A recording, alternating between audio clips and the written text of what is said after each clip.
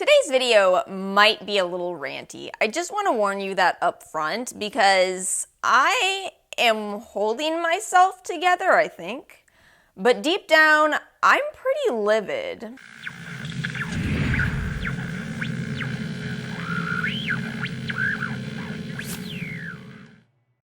Hello my friends and welcome back to the rabbit hole. Today's video is going to be a part 2 to the Sunday Riley drama, I guess, of a year ago.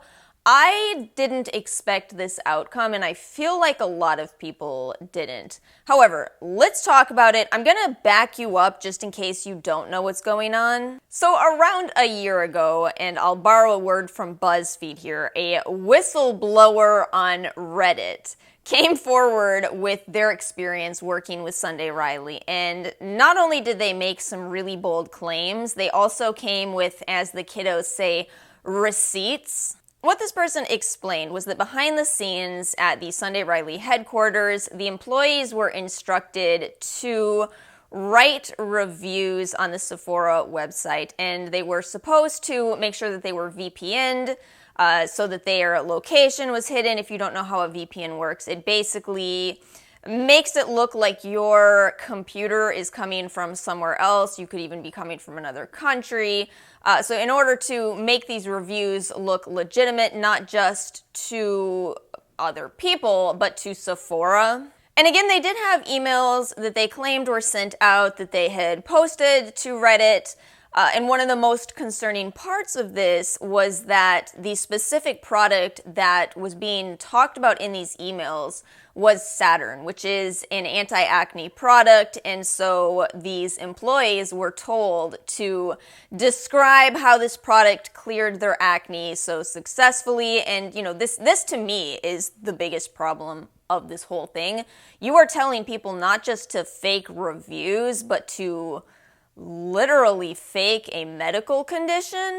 No doubt in my mind, part of why I'm more fired up about this than maybe somebody else might be is that I know acne. I've dealt with it for years and I just cannot fathom, trying to find a product that would help me to reduce the acne breakouts and then finding out later on that it could be somebody who has never struggled with acne in their lives, who wrote a review that influenced me, who was sitting there with 12 breakouts at the moment reading these reviews. It is really infuriating. As these things go, this post did not stay confined to SCA or wherever it was posted. It went pretty much viral. Sunday Riley did end up making a statement on, I guess this is their Instagram, maybe their Twitter. That's how good I am at social media. But I will put this up and I will read it to you as well. As many of you know, we are making an effort to bring more transparency to our clients. The simple and official answer to this Reddit post is that yes, this email was sent by a former employee to several members of our company. At one point, we did encourage people to post positive reviews at the launch of a product, consistent with their experiences. There are a lot of reasons for doing that, including the fact that competitors will often post negative reviews of products to swing opinion. It doesn't really matter what the reasoning was. We have hundreds of thousands of reviews across platforms around the world, and it would be physically impossible for us to have posted even a fraction of these reviews. Client word of mouth, sharing how our products have changed their skin has always been the cornerstone of our success. In the end, our products and their results stand for themselves. That's not good enough. And indeed it isn't, and that's why this whole issue was brought to the FTC. Now, if you were unfamiliar with the FTC, the Federal Trade Commission, they go over kind of any shady business tactics that may be going on. They often fine companies. They deal with things in a variety of ways. And once this was in their hands, I think that a lot of us in this community kind of felt like, okay, well, surely they're going to get some kind of reprimand for doing something that is so terrible. I'll go ahead and put a link in the description box to the FTC. I'll link the BuzzFeed article again if you just want a more simplified version of it. But here's my condensed, simplified explanation of what the FTC ended up ruling. All right, Sunday Riley, don't do that. Okay, we won't do it anymore. So we're done here. Everything is resolved. Thank you guys so much for watching this video. Make sure you like and subscribe. No! So honestly, at this point, welcome to the video, because in today's video, what I want to talk to you about is why this sucks so much and why this is just an inadequate resolution in so many ways. Let me start by telling you about my experience with Sunday Riley, because I feel like, and I could be wrong, but I feel like I'm a fairly neutral ground with Sunday Riley. I did a 2-week trial of their brand, as I've done with more brands than I can count. Are we at 60, 70, something like that? And out of all of the brands that I've done, I'd actually have to say Sunday Riley's results were some of the worst I've ever had. But if you saw that video, and I don't want to link it because at this point it's a 2-year-old video, it's embarrassing. That's the way YouTube videos go. Sometimes your video you uploaded on Monday is also embarrassing, but we won't get into that. What I said in that video is still what I believe to this day. And what I had said is that I thought Good Genes is a fantastic product. I felt like the entire CEO line was just kind of riding on the coattails of Good Genes. I think that to this day, I think that was the line that actually caused me to have breakouts and irritation all over my face. Whew, it was not fun. And after that video, I went on to try a couple more products, and I ended up enjoying Luna, I ended up enjoying Juno, but that's about it. For me, with Sunday Riley, I think there's a couple of products that are good, but not good enough that I spend my money on them. And I think that's why it's kind of easier for me to make this video today, because I don't really have strong feelings on this brand. If anything, I feel like, you know, there's good products, but they're pricey. However, lots of you have shared your experiences with me, so I know for a fact that many of you have had really good experiences with Sunday Riley's products. Problem number one that I have with this resolution is that by ignoring the fact that a company has done something so unethical that it makes all of us in this community now question reviews, we have now hit a point where how can we trust anybody? So if you are sitting here right now watching this video and you love Sunday Riley's products, people are going to start questioning you, and that's not fair. You should be allowed to say, actually, these products worked really well for me. In fact, one of the biggest things I've seen in this discussion that has resulted from this ruling is a lot of people saying, why would Sunday Riley even do this? Their products were already good. There's a really simple answer why Sunday Riley did this, and it's something called the bandwagon effect. We've certainly talked about biases and psychology effects on this channel, and the bandwagon effect is one of those. The more people are talking about something and hyping it up, the more you feel like, oh, I don't want to miss out on this thing that so many people are enjoying. I genuinely feel that Sunday Riley didn't have her employees write these reviews to fake that these products were necessarily good. You know, the way skincare goes is some products work for some people, but never for everybody. That's skincare in a nutshell.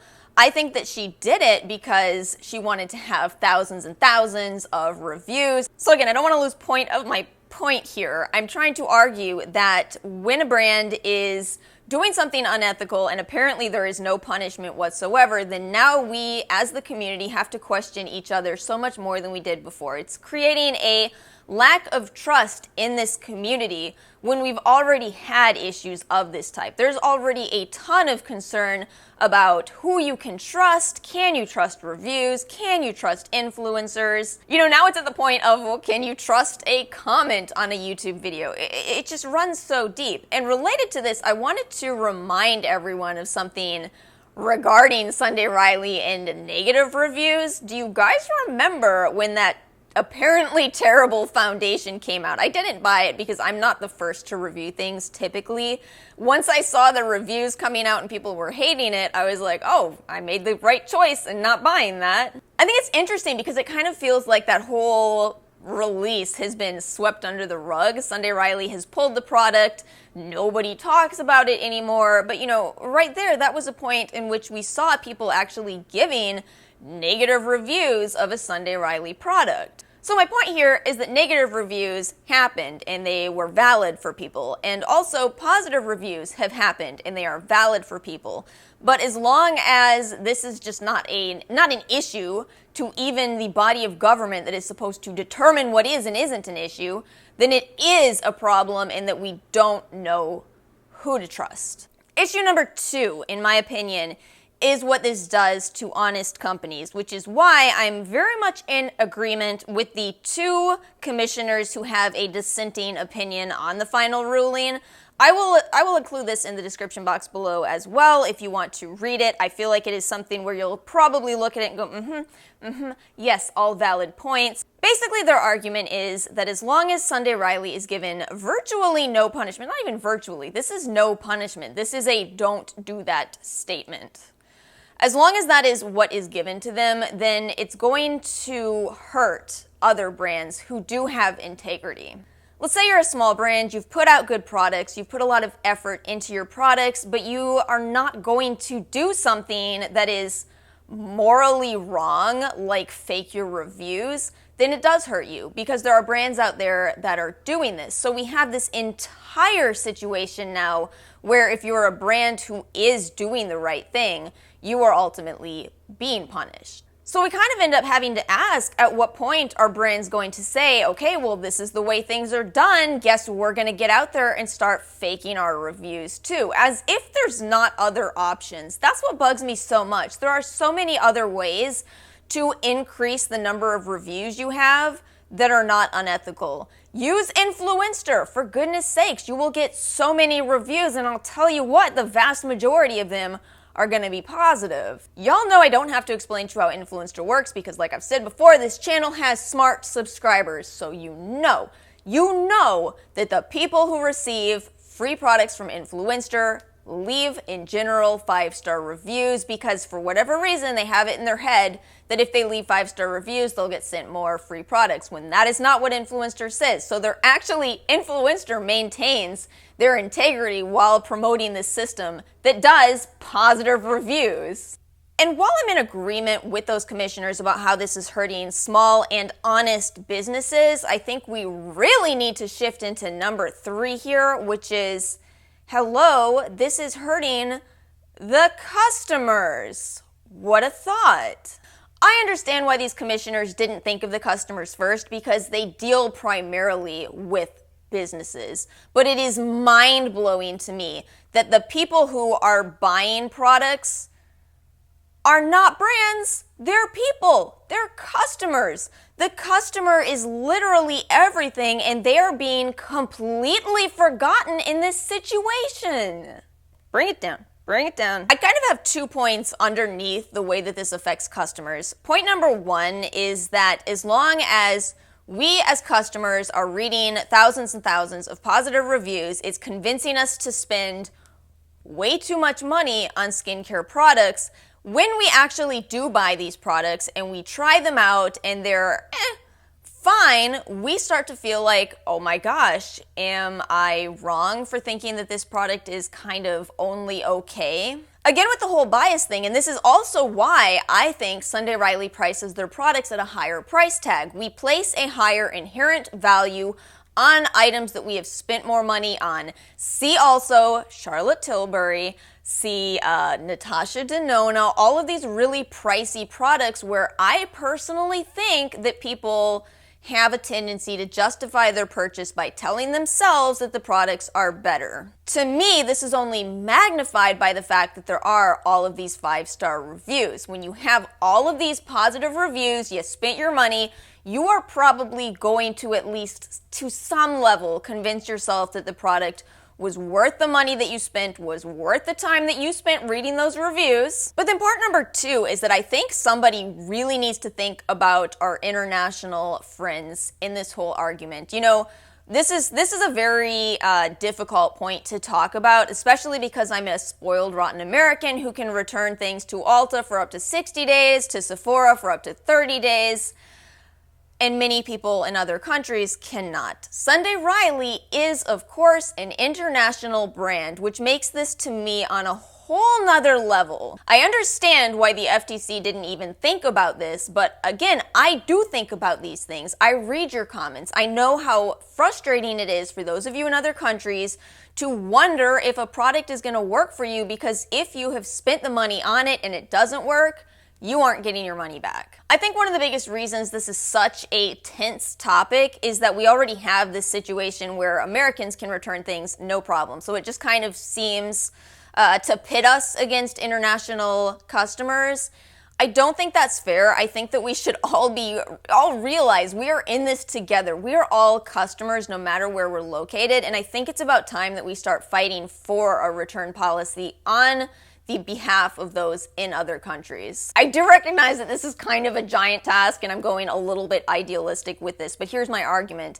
If we now have proof that brands that are selling internationally are faking their reviews, then that is not in the slightest bit fair to international customers who do not have the return policy that we do. And to me, that is every reason in the world for other countries' governments to step in and say, okay, if you're gonna fake your reviews, you're gonna also start accepting returns. So that's really all I have for this video. I just kind of wanted to voice off some of my thoughts upon hearing all of this. Would love to hear your opinion as well. Feel free to drop a comment. How does this make you feel? Do you buy Sunday Riley products? Will you continue to buy Sunday Riley products? And if you haven't already seen it, I will link my video from a year ago on my dupes for the Sunday Riley brand. I know that I have quite some idealistic tendencies, and probably my ideas in this video might be a little grandiose, but I'm so tired of it. I'm so tired of less than truths prevailing in the entirety of the beauty community, if not the entirety of the world. It's the world. You know it's the world. So I guess what we're really stuck with is the best advice I can give you is to question everything. Do not ever take any type of review at face value. And when it comes to skincare, again, I'm reiterating myself, but remember that everybody's skin is different. Everybody is going to have different experiences, and I genuinely mean this. One person's experience just doesn't cover everything. But that said, I think the more people share genuine, thoughtful, helpful reviews, not first impressions, but helpful reviews of skincare products, I think the more we can get kind of a rough picture, an estimate of how a product might work for you. Thank you guys so much for watching. If you found this video helpful, please do make sure to like and subscribe, and I'll see you all next time.